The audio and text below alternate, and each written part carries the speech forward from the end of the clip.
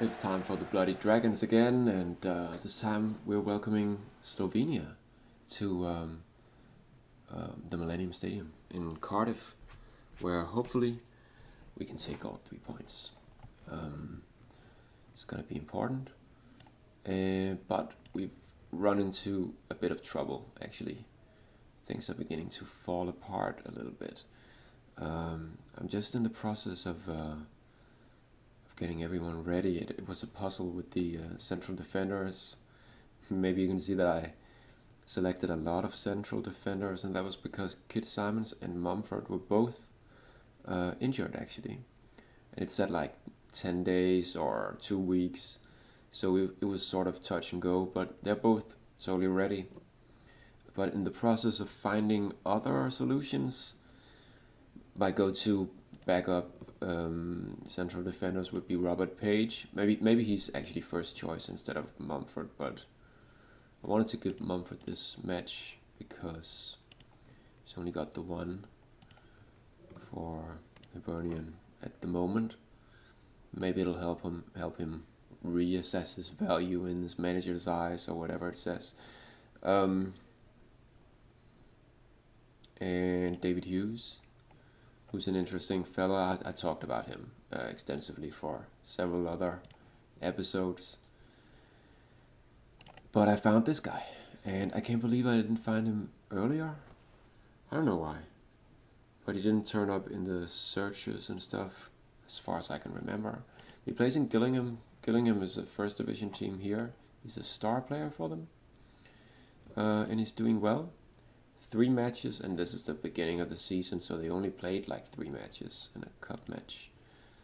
And he has been playing really well for them for several seasons. And this is hopefully going to be his best season ever. And I called him up for the Wales squad, just because he has dual nationalities, so it's important to do that, even though he's unlikely to be called up by the English, but still. So I'll be wanting to use him from the bench at some point. There's one piece of good news for this squad, though.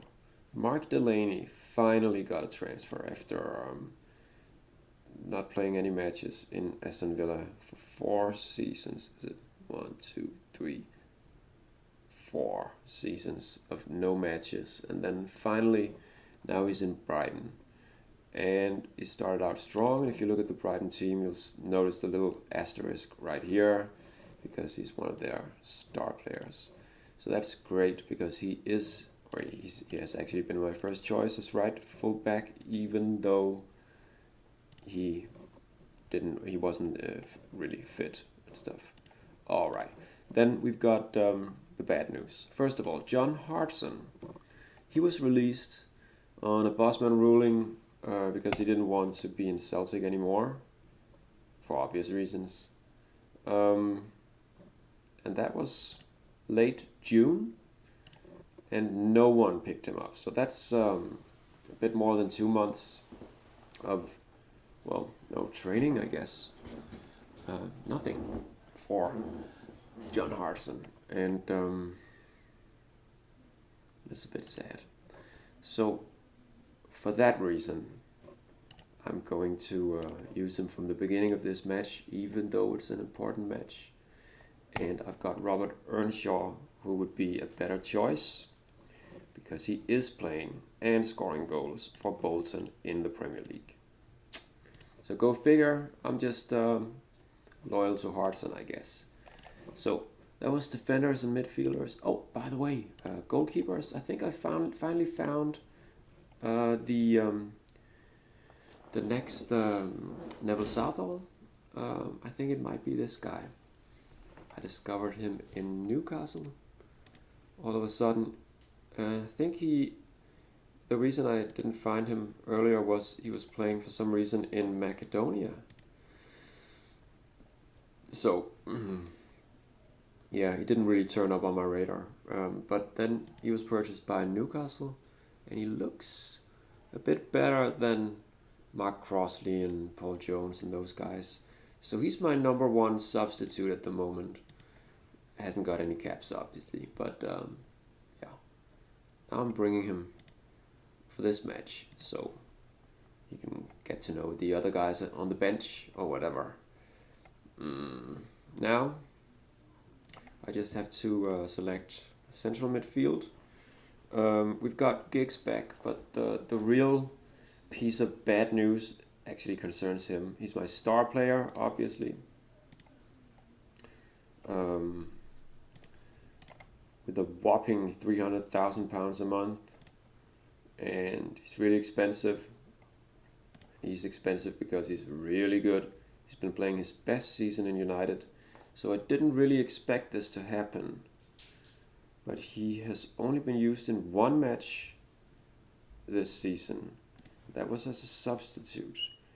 And they did play 4 matches. He's been used in this one as a substitute. The problem is Man United all of a sudden play most of the time they play a 3-5-2 formation like this. And the main reason, other than, well, their players probably fit that formation well, the reason is that they've gotten a new manager. And that's Mr. Hiddink right here. Yes, and he likes a 5-3-2. 5-3-2, that's probably what it's called. Same thing, really. But that's not good for an attacking midfielder left. And Giggs is probably the loyal type. He's enjoying playing for the club, and he's proud to be at Man United. So that might mean a world of trouble for us with a Giggs not playing up to his full potential. So that's really sad. But he'll get a match today for me. So let's just assign him right there. And then we've got, Pipe is superb. Still hasn't got any matches. I'll need Kumas for the central midfield thing. There, and then I still don't have Simon Davies available. Chris Twitty, also lacking match practice. He wants first team football. And he is kind of important. How did it go the last time with Pipe? So, Pipe is probably a better player, but I don't know, there's something about these attributes with Chris Twitty and the crazy creativity and dribbling and stuff. It just works. And I'm a sucker for that in a game like this. Just how it is. So I'm gonna choose him first. And then, I didn't bring an actual sub for the left back position. I'm hoping David Vaughan will just play the whole match. So I've got Andy Williams instead of Llewellyn, because he's not the best substitute option on the left back position, but still. So the last one, not Fowler, I think. Lee Fowler, he plays in Crystal Palace. I guess he does all right. He's been playing well for me. It's really impressive actually in the last match. It's a tough call. I've got Matthew Jones from Queen's Park Rangers. They're in the first division, but I think probably I'll leave Matthew Jones out of it for now, and then just go with the Premier League players that I have. Matthew Jones will be able to come on from the bench, but Andy Johnson, he's really playing well for Southampton. They play in the Premier League, and Andy is their captain. He has very good morale and can also captain us. So I'll bring him, and I don't think Yeah, the through balls, you don't need to do that. Kumas with the forward runs, right? So Twitty with runs, ball. Hardison up front. Should be fine. Yeah. And if we win like a large victory, I'll be able to even give a cap to this young guy. And I'm pretty sure I'll get an opportunity to give this 32-year-old English/Welsh player a cap. And the rest of them, they're just, well, people I'm fairly sure that I can depend on. So we're ready for this match. Obviously, it's the second last penultimate match in Group 1. And that's why it's really important. While we're playing this match, Latvia will be going to Turkey. They're probably already there. It is what's it called? September the 3rd. And it was the 3rd of September. That's not right. And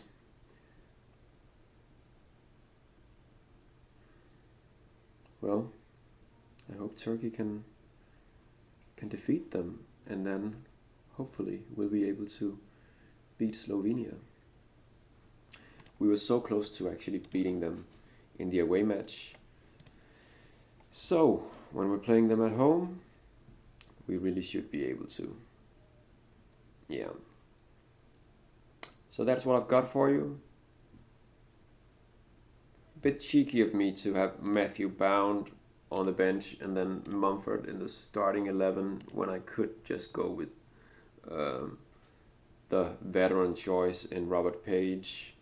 But really, even though he's supposed to be good, I guess, Kit Simons is playing pretty well in the first division. He only has one match for them, but that's because he was injured, like I told you. But Robert Page, he looks good, and I've used him a lot, and he plays lots of matches for Sheffield United. But now they've been relegated to the second division, and he only performs, well, very averagely for them. So I'm not impressed. And for those reasons, I didn't select him in the matchday squad.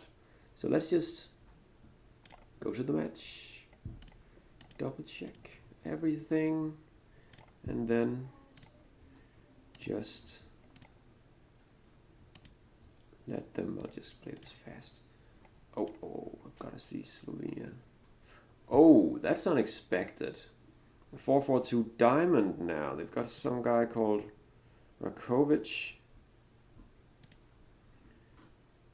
And they didn't bring Slatko Saubic. Must be injured. So they got Simorotic. He looks pretty good. And Lord Kvas.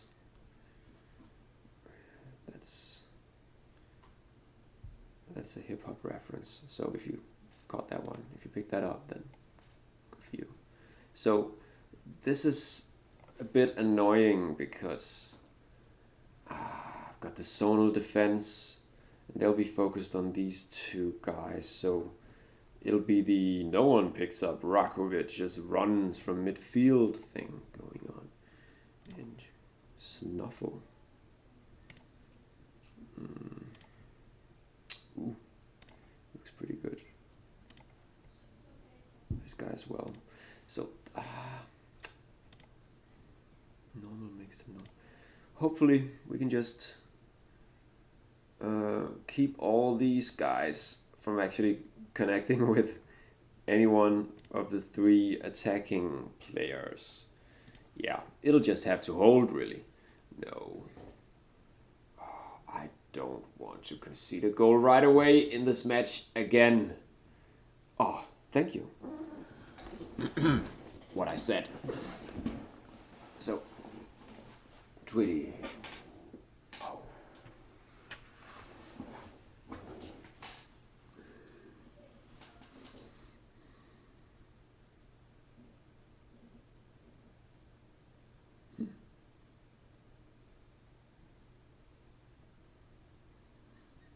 Yes, yes. No, okay. Right, so that's Kumas with the free kick. Corner kick. Nothing came of that. Kicks again. It looks like the wings are really working well. Another free kick. They withheld the pressure and stuff. Hartson. Oof. Another corner kick that nothing came of. Here we go again. No. So a free kick for us. Yes.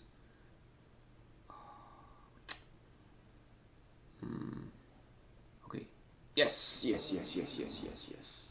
Jason Kumas. Right.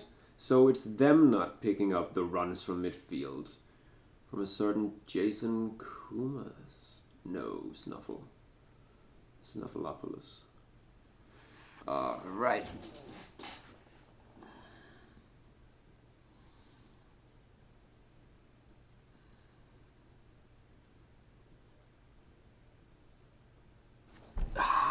Damn it. Oh, I'd really like one more goal just before halftime. That could have been really, really nice. But anyway, things are shaping out nicely. I like this a lot. So Lee Fowler, nothing alarming, but I might consider subbing him, and also Hartson isn't really having the match of his life, but let's see what happens. I'll wait a little bit.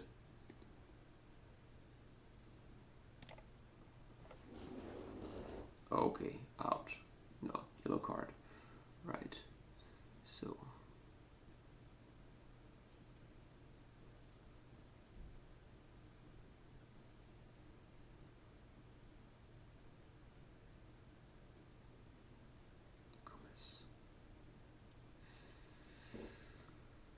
all right.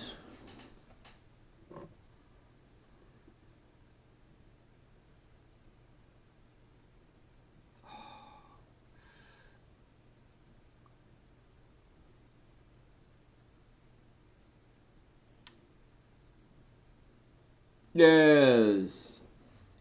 And that's Kit Simons. Good for him. This is going great.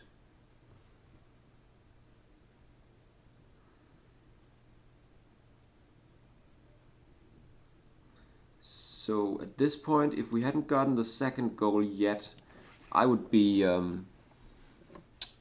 I'd be swapping Hartson for Earnshaw.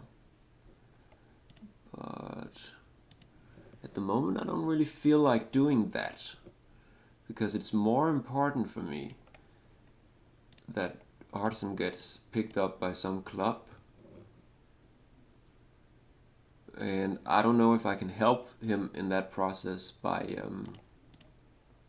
potential knee injury, by giving him the opportunity of getting a better rating than 6 and maybe even a goal in a match like this. But it sure won't hurt, and it's just more important than winning a larger victory, because I feel confident now that we're gonna win this. This is really cool. Johnson plays well and is turning out to be a good captain. Kumas with the slight injury, and he's playing so well that I just want to get him off the field and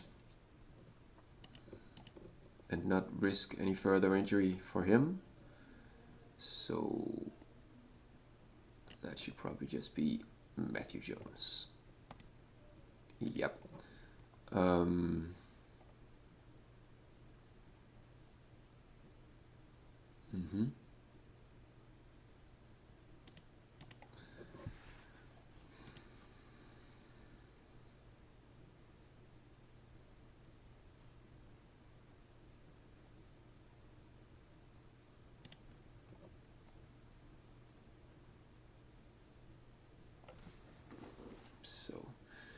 I really regret saying that stuff about me feeling confident that we'll win, because that's the thing about anything can happen in football, right? Now they've got a corner kick, and suddenly they've got, oof,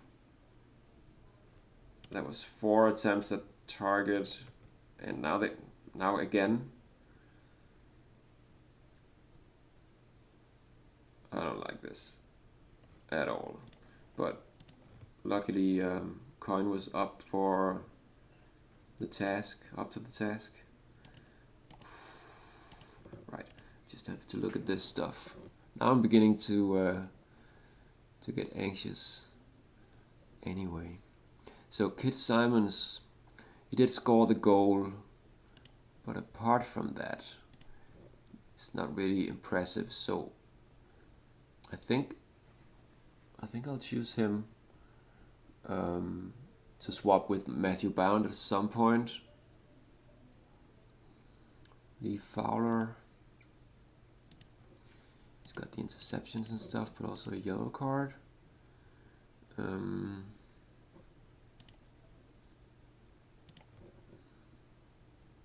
Chris Twitty.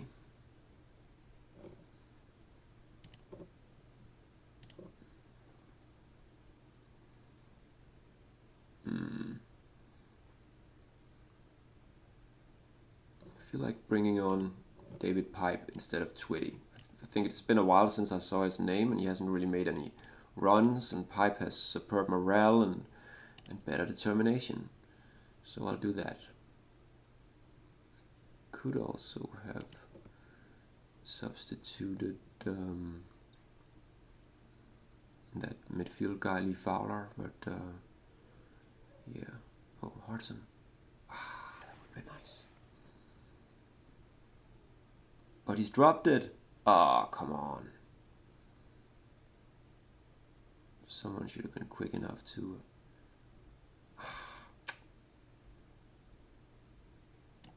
So, still ahead with the 2 goals. Now we've got the corner. Hartson. Come on. Yes! And that's why he's still on the pitch. Right, so Hartson. And now I'm gonna risk giving the debut to this 32-year-old central defender. Right before a corner. So here we go. Matthew Bound, ladies and gentlemen.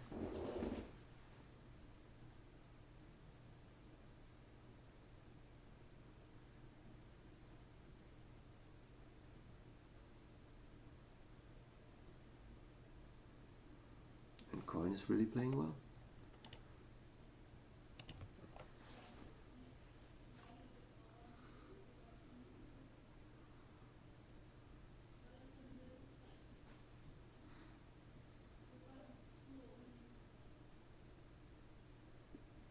Oh, so they did get a goal. Impressive by Coin so far. They did also almost score in the beginning of the match. Let's not forget that. So, but still, these stats, they look all right. So.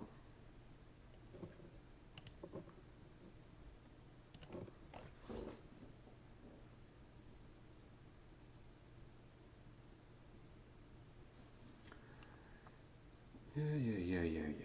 So.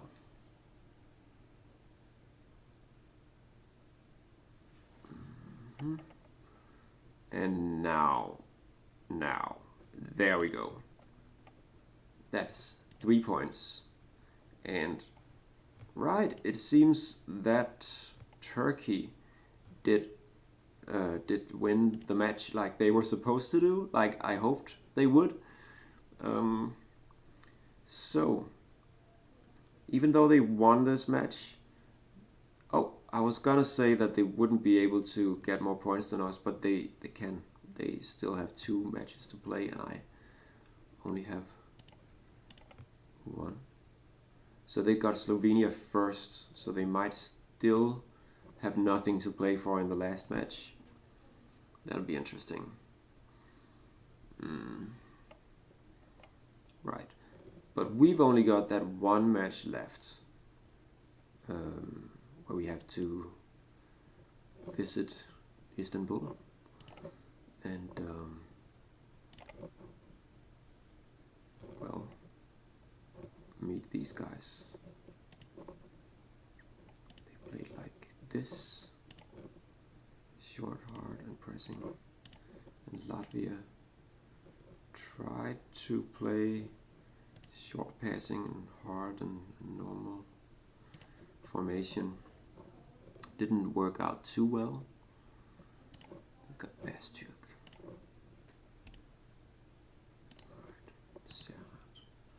Yeah. They've got a pretty good team, so can't help but worry about that. But things are looking a lot better than in the last qualification. England will be playing against Latvia and Slovenia in their last 2 matches, and I'm pretty sure they're gonna end up as winners of Group 1. So these are the second place teams, and I think we're doing all right here. 9 of them, and I'm still not sure how this works. I was trying to find out in Wikipedia, but I'm sure that well, the way it's described there, it doesn't seem to be working in that way here, because the last World Cup that was actually played, that had been played at the time where the game was made, at that point for the 2002 World Cup, they had something with one of the because there's an uneven number of second place teams, so one of them would be randomly drawn to make a playoff against one of these teams from the African qualifying section. But I can tell just from looking at this and the stages that there's no such thing. I mean, they're done with the qualification here. Second round, Group 1, 2, 3, 4, 5, no second placed anything. So 5 teams ready for the World Cup from the African qualifying section. So something else is gonna happen, and maybe it'll just be the best placed of these second place teams that'll just go on automatically, because we've got 9 groups, and that's 9 teams to qualify, and I think there are 13 or 14 depending on what year of the World Cup it is, and I'm not sure if they take into consideration that the World Cup is being held in Germany, and also the last winners of the World Cup in this game, that's Italy. So those 2 teams are from the European qualifying section and will qualify automatically. Yeah. At the moment we've got England, Sweden, Belarus, the European champions, Portugal, Ireland, maybe Denmark, the Czech Republic, maybe even Finland, France already qualified, just killing it in Group 7, Scotland, maybe Holland in Group 8, and Ukraine probably in Group 9. All those teams are going to qualify. So that means that if you remove one of these teams and you let that team qualify automatically as well, then you've got 10 qualified teams from the European qualifying section, and 8 remaining teams that would be paired up in the playoffs, and then you'll have 4 winners from the playoffs, and that's 14 teams, and I think that's the way they're gonna do it. But I'm not sure. So those of you that have played more Championship Manager 0102 recently and will know about these rules, you're welcome to inform me about it. But that's all the guesswork that I could that I could manage right now.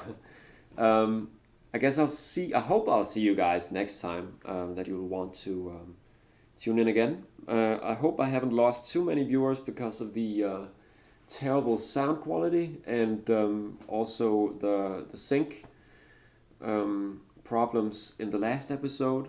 I did a test before this episode, so if the same problem remains, then I'll be a lot more annoyed by it when I see the result of this than you guys are. I'm gonna save now, and thank you guys for watching, and please come back some other time. See you guys later. Bye.